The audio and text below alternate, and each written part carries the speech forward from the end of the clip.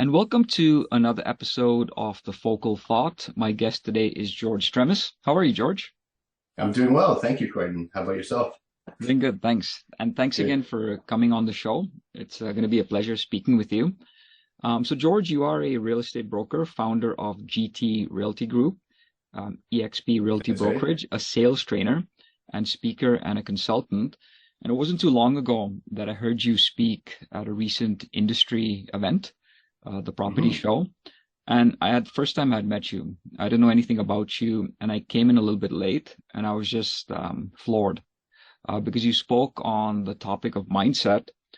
And hmm mindset is something that's very, very underrated. I believe it's something that people either have instilled in themselves, and that's organically through upbringing, maybe influences from their parents or their guardians or their school, their friends, or hmm people will consciously develop, a mindset. And I think a mindset is fundamental to achieving success in life. And by success, again, I don't mean monetary success. This is success to, what you might attribute it to. So I was wondering if Absolutely. you could start by, speaking a little bit about what mindset is. I mean, from what I know, it's a set of beliefs that together create what is known as, the mindset, and that will form the basis of your outlook of the world, which is your perception, and hmm hmm the activities that you do, and the accomplishments that you will receive from that. So maybe if you could just talk about your experience with mindset. Uh, you mean you made some really great points and set it up and summarized it really well. I mean, you touched on a bit of the textbook definition in terms of how you look at things, how you approach them, etc. But really, to simplify it, I think it's how you view everything. So there is a book, just one book on what's called mindsight. And I really like the concept of mindsight with respect to mindset, because what it does is it outlines for us that our mindset essentially is a visual filter, an interpretive filter for everything we do and see, as well as our own outcomes. So your mindset really does set up your complete interaction in life and your life experience and how you show up and engage with others. I mean, something can be looked at in many different ways, and it's all about how you look at it. But to your earlier point, mindset is a foundation for everything, because even if I have, and I touched on it during the workshop, I mean, even if we have the best skills in life, and we have the best systems and we know exactly what we need to do, if our mindset isn't right, our mindset will be wrong, and we won't show up and we won't perform well. We definitely won't achieve peak performance or success. And that success, as you noted, is more than monetary success. It's about life happiness. It's about fulfillment. It's about self-actualization. And none of that can happen without mindset. I mean, a great example is you see the memes on social media, and they typically have the stereotypical older gentleman, usually overweight with a big belly, on a massive yacht surrounded by lots of pretty girls in bikinis. And they put that out as if that's success. Like that's the epitome of success. But that's wrong. In my opinion, that's not success. That's just monetary success, right? That person doesn't look like they have a family life. They don't look like they have successful health habits and things like that. So Sure. that person's mindset isn't set up for success, not real success anyway. So, I mean, really, mindset is at the foundation of everything. Got it. Now, with achieving mindset, is that something you always had personally, or did you have to develop that?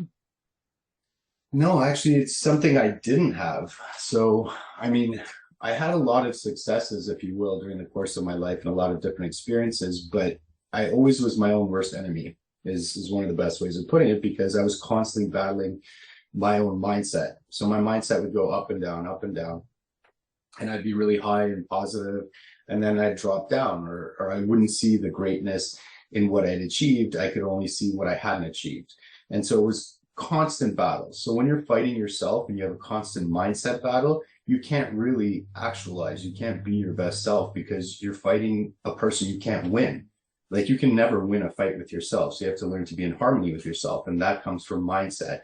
But I didn't come to that realization until about, I don't know, I'd say 4 years ago, maybe roughly. Oh, And it's wow. really, yeah, it's really ironic because I have some very, wise, great friends who have been great influences on me. And one of them had always told me, listen, George, you have all the IQ in the world. Like you've done your MBA, you've done all this schooling, you've got numerous credentials. you're wickedly smart, but you have weak EQ. And then, you know, when I was younger, I didn't take too well to that because I'm like, what do you mean I have weak EQ? And then as I got older, and especially about 4 years ago, I realized, holy, he is right. You know, like I have all the intellect in the world, but not the emotional intellect. So that's where I realized I've got to go inside and fix my mindset so I can set the right foundation to get everything else right. So no, I didn't always have the right mindset. Okay, so now you've you analyzed it, you became aware that you didn't have the mindset. And how did you start developing your personal mindset? Did you do courses? Did you have a mentor? Did you read books? So it was a mix of things, right? I think when you're first starting out, you really have to figure out who and what resonates with you. So I often say, you know, who are you listening to and who are you reading? And, you know, there's lots of great insights and people with a lot of great information out there, but if it doesn't resonate with you, it won't stick as well. So I think the first thing one needs to do, and what I did, was go out there and start to listen to a broad range of people and read a broad range of books, right? And even if it's just like you're sampling to figure out what books you want to dive into, that's where you start out. So I started finding that I really resonated with, or people like Les Brown really resonated with me. So Les Brown is one of them. I mean, I like Steve Harvey. There's quite a few actually. And I mean, you of course have Tony Robbins and people like that, but you have to find the ones that resonate with you, and then their lessons will stick with you. And then you'll find that you just remember them and they pop up at hard times, right? So Les Brown says, if you get knocked down, land on your back, because if you can look up, you can get up. And how did I memorize that? Because it resonates with me. Got So it. I think that's the starting point. And they pretty much all have the same base message, right? Like their tactics are different, their approach is different, but the base message is the same. But like you're saying, you have to resonate with people that you're in sync with so that you can relate to them, right? And learn that way. Exactly. And then I think once you figure that out, then you have to internalize and adapt their philosophies, their tools, their theories, things like that. And that's where I created Money Mountain. So Money Mountain is an offspring of my own work on my mindset, where I realized, okay, I get these doses of inspirational motivation, mindset alignment, if you will, by listening to these people like a ritual. I listen in the morning and I listen at night. And so it gets my mind right first thing in the day and before I go to bed. But there needs to be more, because motivation without discipline and consistency and systems is just that. It's just a quick shot of motivation. And so that's why I realized I have to entrench it in myself and have a systematic approach for reinforcing my mindset, because mindset is a muscle, just like going to the gym. So that's why I ask people, do you go to the gym once a month? And if you do, how do you expect to get any results? It's got to be ritualistic, consistent, persistent. You have to keep doing it regularly. And that's the exercise of Money Mountain, tying into your passion, reinforcing your persistence, and connecting with your purpose. And if you do that on a regular basis, you will overcome challenges. It's like Viktor Frankl says, anybody can survive anything as long as their why is strong enough, as long as they have a reason. Correct. And that's very true for entrepreneurs, right? Because when you're sitting, at that moment in time where you just want to pull the plug on your project because you can't see ahead and, you're not achieving that success, that's important, right? For that perseverance to plow through. Absolutely. I think that's the only way anything gets done. Whether you want to go back in history to them building the pyramids, however that was accomplished, they had to persevere and be connected with their purpose, because that couldn't have been an easy thing. And if you want to look at today, the startup entrepreneur, that can't be easy either. And in my own life, I mean, I owned auto body shops in the past. And at one point I was expanding quickly and I was under a crunch. And then I felt like everything is coming down on me, money's running out, cash flow's tightening up, etc. And you're thinking, oh my gosh, what did I do? And you start second guessing yourself. But then if you're connected with purpose, you're like, nope, this is why I'm doing it. This is why I can, I will, I must. And then that's what pushes you through. And that's really the only difference between successful and unsuccessful people is, did you go that extra mile? Like in a race, a horse usually just wins by a nose. Like it's never a landslide. Good point. Yeah, so it's just that little extra that makes extraordinary. I've always felt, and I've talked about it on previous podcasts as well on the show, that too much emphasis is placed on intellectual knowledge, especially in schools as we're growing up. It's a lot of general knowledge, in all the different subjects that they're teaching you. But like you mentioned EQ before, and it's very recently within the last, I'd say maybe 20 years, we've seen a focus from IQ to EQ. Mm-hmm. And with people like Daniel Coleman, putting out emotional intelligence, and everyone covering that subject. I think that's maybe even far more important than IQ, because like if you study martial arts, martial arts, you're always against another opponent. But really, I think you should be doing martial arts against yourself, because you are the first Mm-hmm. opponent, right? You have to overcome yourself, know your limitations, know your strengths. And then once you master yourself, only then can you go out and master other things, right?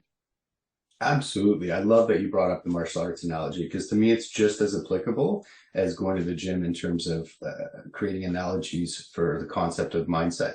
So I did do martial arts and, I was the typical kid that started out in karate. And I remember us breaking boards. And now as I'm older and wiser, I realize it wasn't about that feeling of I can break 3 boards and you can only break 2. And, that kind of competition we have in group settings with friends. Rather, it was the sensei teaching us that if we believed we could, we could. So we first had to overcome our disbelief that we could punch through multiple, like 3 inches of wood, and then we could. So the same thing when we would spar, we had to get our mind right that we could win the fight before we would win the fight. And so you're right, a lot of it comes back to the concept of martial arts and teaching you to overcome challenges mentally before you do physically or in actuality. Correct, yeah. And we see it in philosophy as well, right? Classical philosophy when they say, know thyself. And even in, Mm-hmm. whatever I've read in Buddhism, Buddhism always talks about, consciousness, the mind, and getting to know, your consciousness perfectly, right? Like primarily rather, getting to sort of sit in the space of your own consciousness, know what that feels like, not being, too attached to your ego and, the immediate moment in the world. But, create that space so what that space is. So then you're not sort of reacting to every little, thing that happens. That's really important, because then once you have this, developed and stabilized, that'll form the foundation of your general character, for that mindset. And then you can Mm-hmm. go out and accomplish things. Mm-hmm. Mm-hmm. Yeah, I So, okay, like where you're so going with that. yeah, I'm just trying to sort of develop a principle for achieving a general mindset, and then people can take that and makes alterations to that and customize it to where they want to go.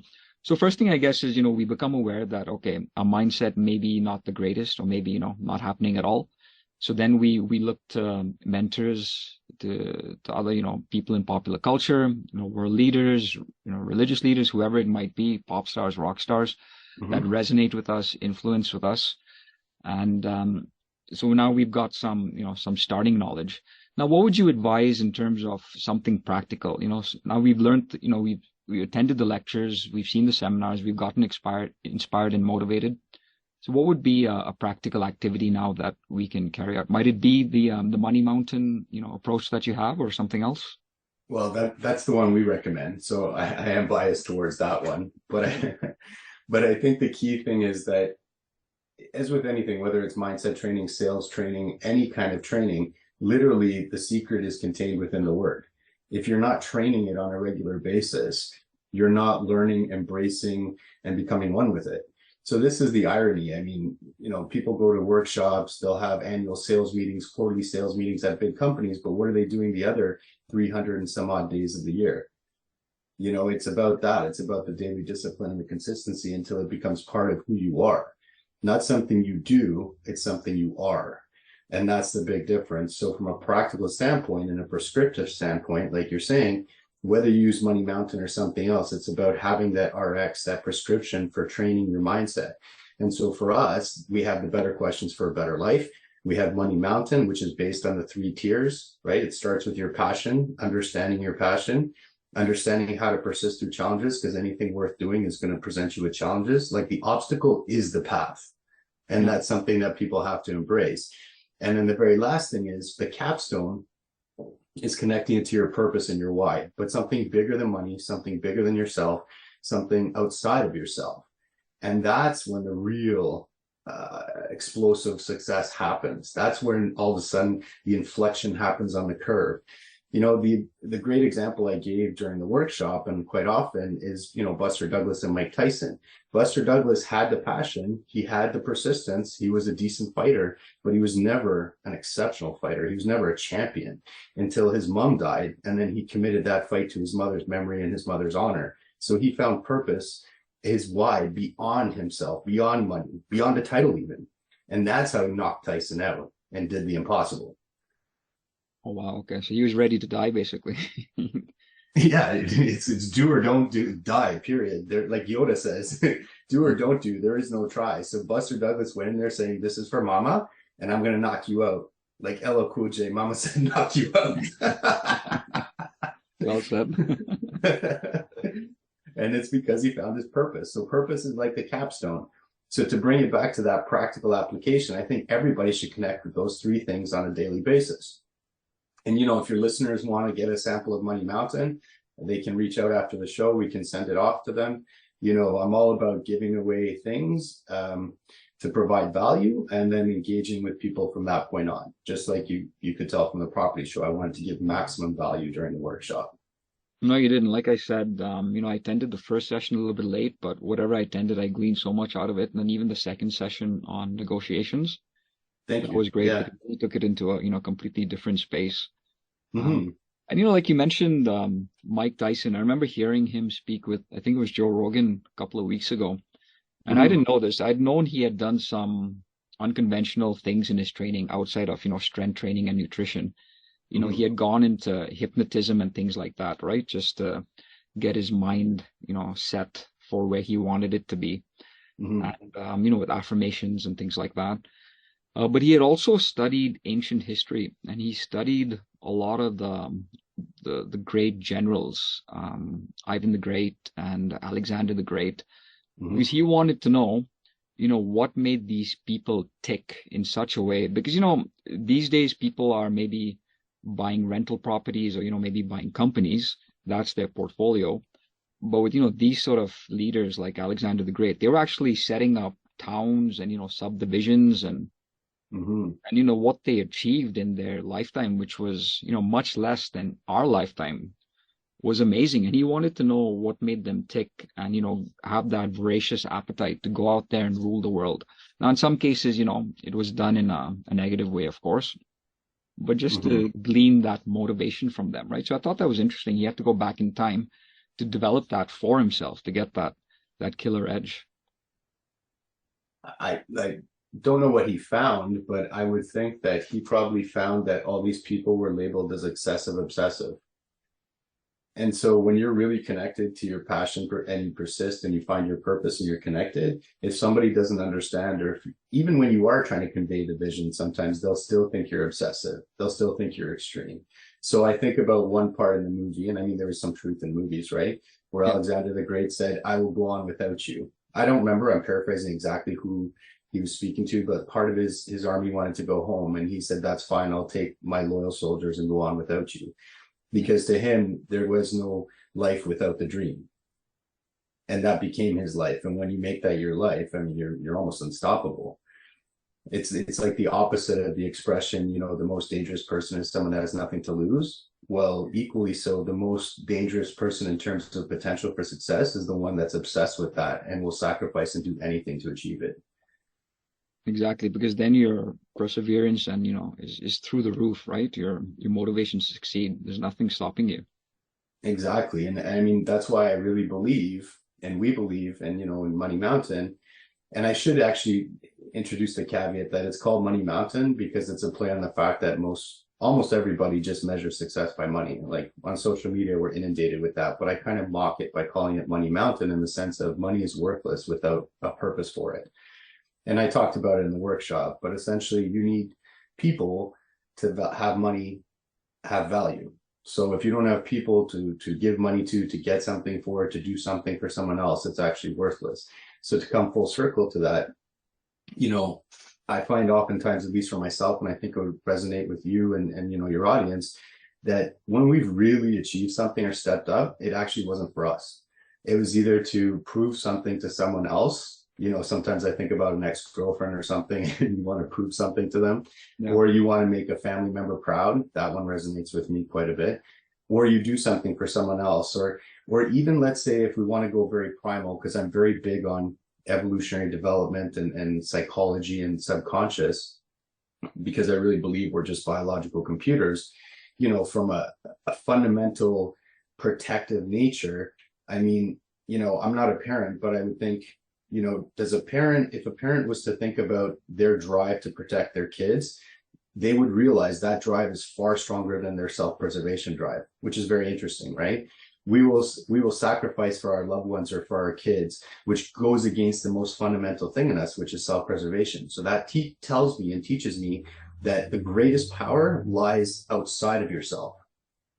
Or I even think about, let's say when we're teenage boys back in the day, I know times have changed, but I was wickedly protective of my friends, more so than myself. It's like, you call my friend a name, I'm more angry than if you call me a name.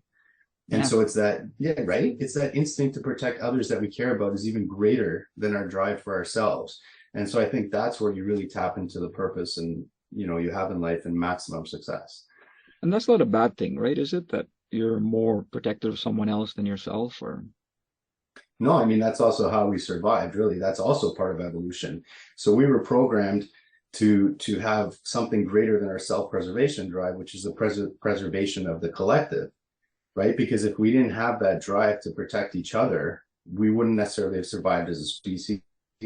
We can't survive on our own. No man is an island, as the expression goes, unto themselves. Yeah. We had to operate in groups. And I mean, even if you look at historically some of the greatest militaries in the world, since we're talking about Alexander the Great, I think about the Spartans in 300. Part of the reason why they fought so well together is because they would die for their brother, and they were locked shields, arm in arm. So there was a kind of unity that was incredibly powerful. Got it. And that leads to cooperation, right? And in nature, we can see that everything is cooperation and interdependence. Exactly. Nothing. A really great speaker on that is, and I just want to share for your audience, because I did name some names. One that's completely different than the names I named is Sadhguru. I may not be saying his name correctly, but he's a yogi mystic. Fantastic. Yeah, Sadhguru. Yeah, I don't know if I'm saying it right, but he's phenomenal. So. No, you are, yeah. And especially someone like him, I've learned a little bit about him. And what's really nice is he didn't sort of do any formal training growing up or anything, right? A lot of his experience and education has just come from thinking, which is great. And he said from a young age, that's all he's been doing is thinking. And if you read his book, Inner Engineering, it's a great manual. And he wrote that because, humans generally don't have a manual, right? That we can adhere to. But he's got that book, and it's a great starting point, like you're saying, for anyone who wants to, set the fundamental tone. That's great that you called out that book. It is on my list. I haven't read it yet, but he does talk a lot about it in podcasts and stuff. He talks about how we have this incredible machine and no operating instructions. And of course we make a mess of things because we don't know what to do with it. So, that is a great starting point as well. It's almost like, so I learned this term with my trainer called proprioception. So it's your ability to perceive your body and its dynamics, I guess. But I think there must be a word for our own perception of our own mindset, right? There's got to be a word for it, but our ability to be in tune with that is highly valuable to set up the right mindset and set yourself up for success. And yeah, I definitely have to read that book, Inner Engineering, because I'm sure that would lend itself to that. No, definitely, yeah, it's a good read. And you had touched on obsession, right? And when I was starting with this sort of category of success and wealth principles and health, and I always used to focus on the end goal, and then when that goal was accomplished, the dopamine would drop and I get really sad. And then on to the next goal, right, to set up something for yourself. But then as you go through this, like you're saying, you realize that the end goal is not the way, right? The obstacle is the way, the process, the journey. That's what you should focus on. And these people who you are saying are obsessed, they really don't care about the goal. I mean, they do in terms of, achieving it to win, just so that, they can check that off on their bucket list. And, that's also one of the driving, motivating factors. But I think even if they didn't win, they'd still be doing this, in and out every day. Like if you look at, athletes, Kobe or Michael Jordan, Hmm. or, Hmm. even entrepreneurs, Jobs, whoever Gates in any industry, these are people that were naturally doing this, right? And just moving the bar as they go along. So not really looking for an end goal, because once you achieve that goal, then that target point changes, right? It evolves, or you can go further ahead. Oh, I definitely agree with that. Yeah, money in itself is lacks motivation, and I know you're talking about goals in general, but if it's a difference between a goal that again is bigger than yourself and greater than yourself, so it's very hard to achieve, so it's going to be an ongoing thing, or it'll be something that evolves, versus a monetary or status goal. So that job promotion, that pay increase, I find, because I've done a lot of business consulting as well, and to me, money is the least motivating factor in designing and developing a job role and an organizational structure in a company, because money is a fleeting motivator.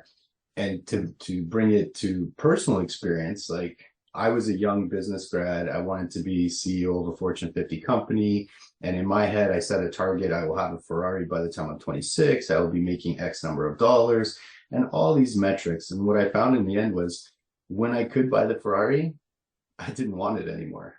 Don't get me wrong, it's a beautiful car, but I Yeah, realized that it was something more than that, that it was actually what I wanted, but I had to get to the right place in my mindset and my maturity to realize that. So people have to let go of the Ferraris and the income targets, and start to realize that if you chase money, money will run from you. But if you chase purpose, all the resources and abundance will come to you to help you achieve your purpose, assuming it's good and noble and for something worthwhile, right? sure. And this is purpose based on your passion, right? Yeah, I mean, if you're not connected to your passion, then how are you going to go about achieving it? Yeah. I don't know. The first one that comes to mind is J.K. Rowling, right? She wrote Harry Potter. She had a passion for it, and that was her passion, and her purpose was to write that book. And I believe she wrote it for her children because that's all she could do for them, because she was a mother on welfare.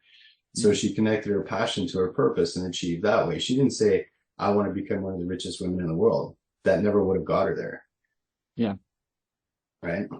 Exactly. No. And I always tell people, ever since I realized, money in itself has no value. I mean, you definitely need money to, do good things, take care of your family, have a certain level of lifestyle. But in and of itself, it doesn't have value, right? Like we've seen that with the pandemic, with inflation. Like, if the average entree was $10, now it's maybe, 20, $25, right?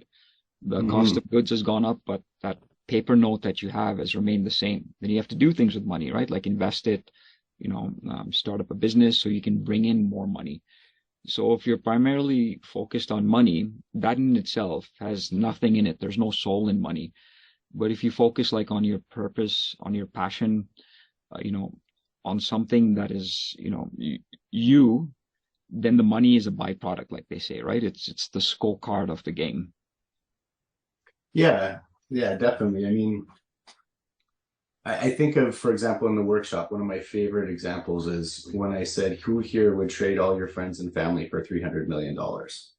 Yeah, And no one raises their hand. And I jokingly, but not entirely, say, I think there's some of you that would consider it, but you just don't want to raise your hand. exactly. 100% for sure. There's some of them. But then when I make the point of saying, okay, now you have $300 million and there's no one left in the world, what good is it for you? What does it do for you then? Absolutely nothing. So to me, money is just fuel for purpose, fuel for growth, fuel for doing something, being, helping, sharing. It's just fuel. When it just sits there, it does nothing except appreciate further, to your point. I like that term fuel. Yeah. If So I when could I ask make you, money, so, we've set up a good mindset, and maybe you've seen this with your experience working with your clients and, with the business development you've done as well, the consultancy. So mhm. people who've achieved the mindset, they've gone on to the activities, they've achieved their purpose. So now they are successful, both in terms of what they wanted to do and in having a certain level of income. Now, at Mhm. this point, is your mindset something that you have to keep maintaining and training every day, or is it something that just locks into your subconscious and that's it? There's no going back. So you do have to keep training every day. I guess I'll bring it back to the gym analogy, right? Because I mean, I've lifted weights since I was, I don't know, 13 years old. And so I have mind muscle connection, But if I stop working out for a couple months and, I don't change anything else in my life, I'm just going to get soft and put on weight and, not have a higher body fat percentage. My muscles will get weaker because even though I know how to do it, even though I've trained it and it's inherent now because I have that mind muscle connection, I still have to practice it. It's just the practice will be easier. It's like the difference between somebody who goes to the gym for the first time and wanders around thinking, oh, what do I do? And looks around to try to copy people to figure out a workout versus somebody who's been working out there for a long time or has been working out for a long time and kind of is familiar with the gym and the equipment. It's that difference. But then to take it to the real level is when you have an RX, a prescription for training, you have a routine, a plan, and that's where you're training consistently, regularly with professional guidance. That's the difference. And I think even myself, I still try to get guidance on a regular basis. It doesn't matter that I created Money Mountain. I have to practice it as well to stay strong in my mindset. I have to keep learning. Otherwise, I'm going to devolve, right? If you're not moving forward, you're actually moving backwards.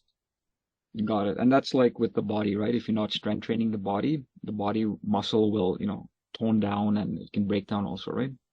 Exactly. And there's a great expression, success is not owned, it's rented, and the rent is due every day. I don't remember where I heard that, but it really stuck with me. It's a good one. I like that. It reminds me of past life when I used to be a DJ.